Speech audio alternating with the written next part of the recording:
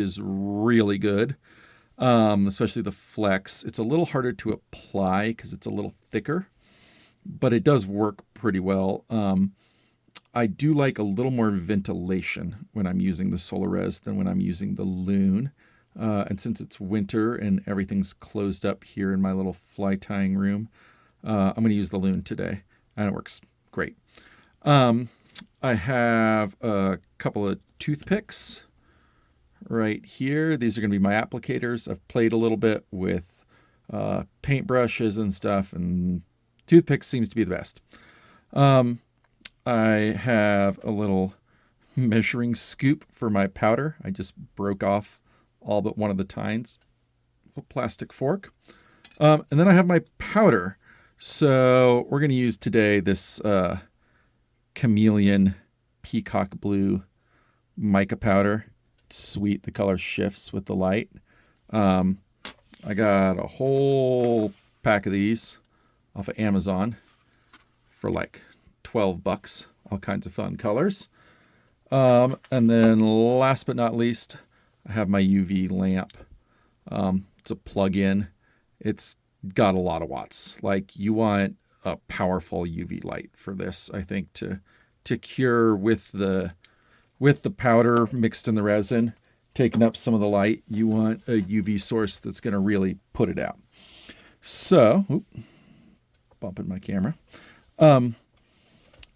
All we need is a tiny little bit of resin. Like, I'm going to do a little bit more so that you can see, but that's enough to do multiple feathers. Another key thing here, you can't see it, and I'm going to be real careful because I'm not wearing it so you can hear me. It is a really, really, really good idea to use some sort of breathing protection if you're using these mica powders. They're super, super fine. They get in the air. They're not great for your lungs. Like a regular old N95 mask does a great job, and I would highly suggest it. Do as I say, not as I do. I generally wear the mask today for this so you can hear me. I'm not going to, and I'm going to be very careful with this. So I'm going to pop this open here. Got my little seal on there. And I'm going to use a very, very small amount. This is really one of those less is more kind of deals. That's why I like the little fork. That is plenty. I don't know if it'll focus on that. There we go. That is more than enough. I'm going to put it right on top of my little resin pool.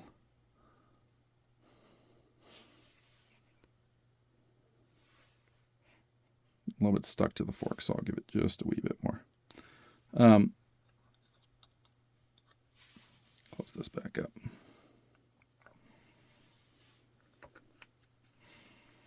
So if you use too much, it'll be hard to get your resin to cure. So once again, less is more. And I'm going to mix this.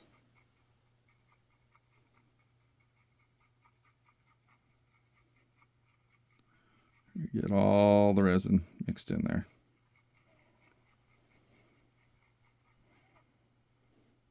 Nice and sticky like. Okay.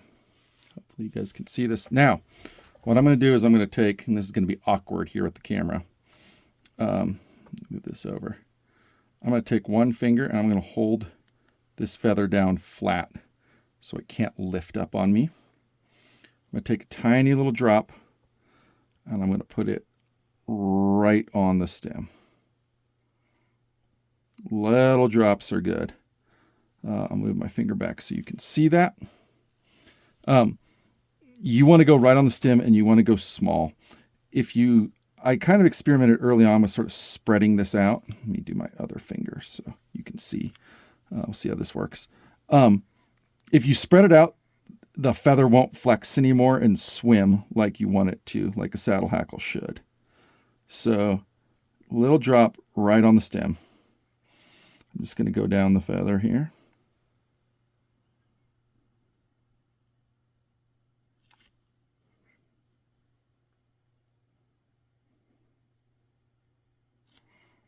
And you want sort of control over this feather. So I don't try and do the whole thing at once. I kind of do it in thirds. I'm going to move for a second this little resin pool out of the way so I don't accidentally hit it with my UV light. I'm going to come in with the light. I'm going to cure that first part. All right, light goes off. Move the feather over. Resin back where you can see. So I had no idea how much more awkward this would be at the camera. Way more awkward. I'll go back to doing my little drops.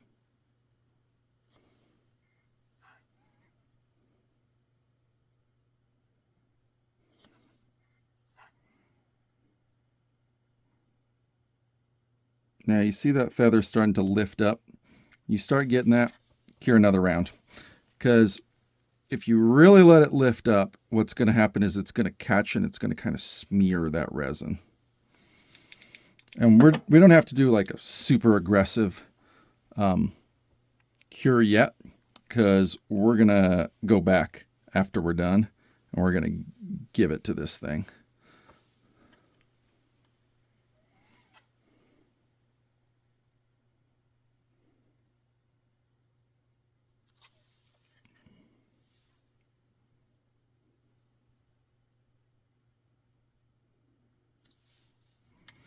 Okay.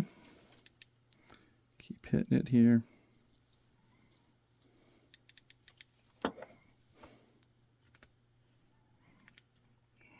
Do the very tip here.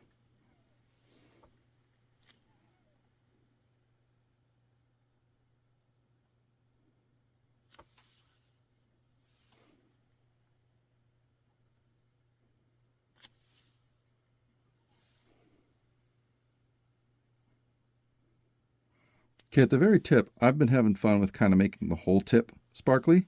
So I just grab it and I just smear down the whole kit and caboodle. You could do a contrasting color if you wanted. There's like options abound. Okay, now that I've got that going, what I'm going to do is I'm going to give this some real curing. So I'm just going to do some real nice slow passes back and forth. I can even put the light like right on it here. And I'm going to give it some real passes on this front side, right? So the shiny side of the feather. And then I'm going to turn it over here. Oops, sorry. And I'm going to cure the back side. This is pretty key. The nice thing about grizzly hackles is they're kind of translucent, so your light really does get back in there and really penetrate.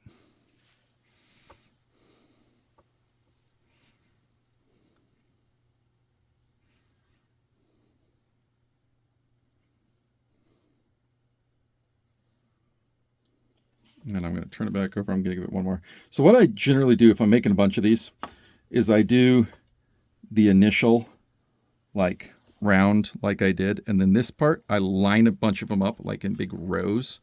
And I just like go down the row so I can super cure a bunch of them at a time and it takes less time.